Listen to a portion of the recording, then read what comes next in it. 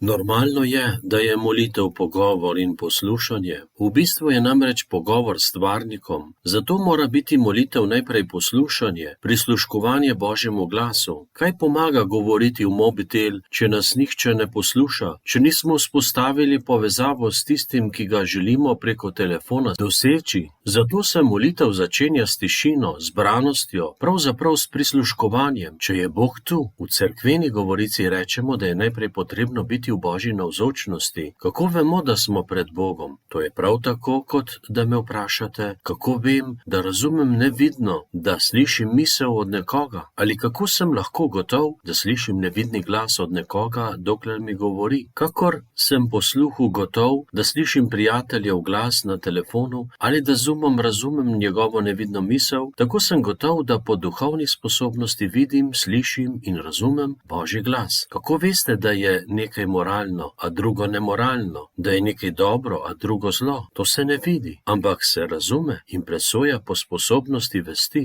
Če verniki ne bi bili gotovi, da jih Bog sliši, ne bi tako vztrajno izgovarjali molitve. Sicer se resničnost molitve potrjuje tudi po sadovih molitve, kot se po sadovih telefonskega pogovora z nevidno osebo potrjuje resničnost osebe in realnost molitve. Mati Terezija iz Kalkute je govorila, da najprej posluša Božji glas v srcu in šele potem, ko ga je slišala, sama govori Bogu. Sicer je to potrebno narediti sam in videli boste, da je to resnica.